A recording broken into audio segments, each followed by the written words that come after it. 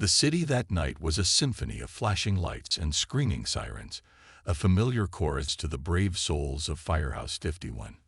But the discordant note that shattered the rhythm wasn't a five-alarm blaze or a catastrophic pileup. It was a deafening silence, a chilling void where a beloved heartbeat should have been. It was the night we almost lost Christopher Herrmann.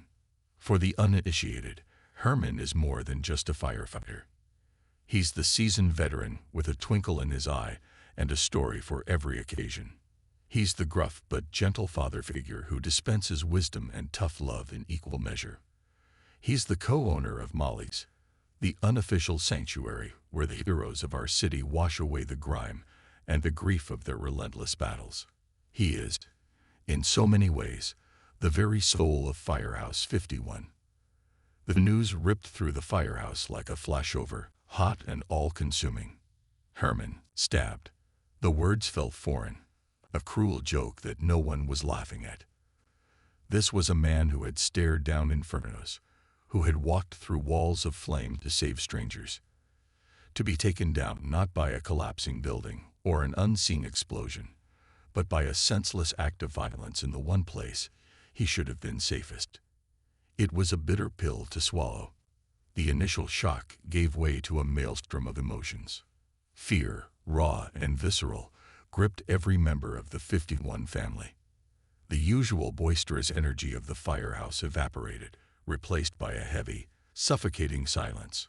The journey to Chicago Med was a blur of frantic prayers and unspoken anxieties. The flashing lights of the ambulance, usually a beacon of hope, now seemed to mock their desperation, each pulse a painful reminder of the life hanging in the balance. At the hospital, the sterile white walls and the antiseptic smell only amplified the sense of dread. The waiting room became a pressure cooker of emotions. We saw the stoic faces of hardened firefighters crumble, the cracks in their armor revealing the terrified friends and family beneath. Chief Bowden, the unwavering pillar of strength, paced like a caged lion, his usual command presence replaced by a father's helpless anguish. Kelly Severide, the fearless leader of Squad 3, stood rigid, his jaw clenched, a storm of fury and worry raging in his eyes. And then there was Joe Cruz. The weight of the world seemed to be crushing him. It was Cruz who had vouched for Freddie, the troubled young man who had wielded the knife. He had seen a flicker of hope in a kid the world had written off, and in trying to give him a second chance, had inadvertently put his friend, his mentor, his brother, in harm's way.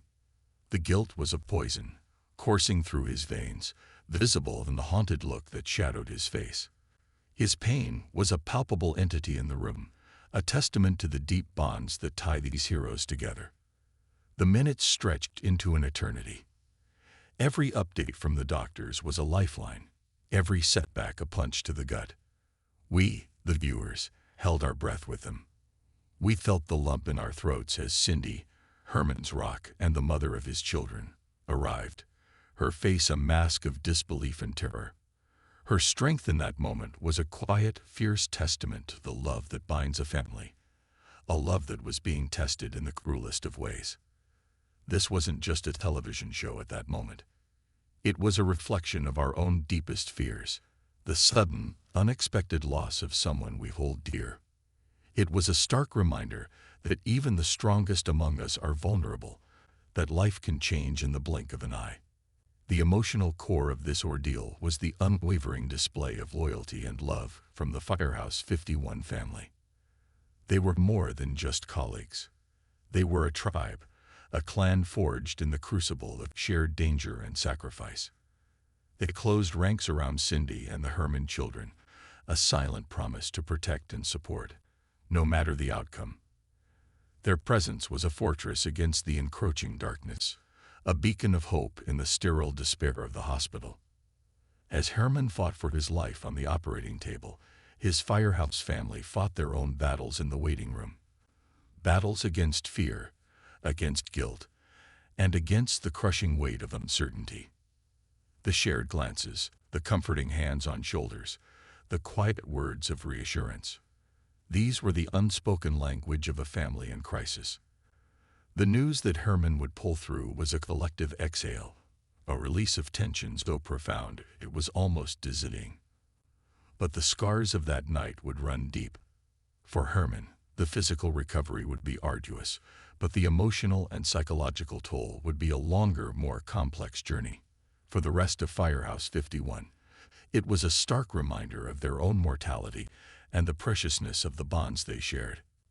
That night, the city of Chicago held its breath for one of its finest. We were reminded that behind the uniform, behind the badge of courage,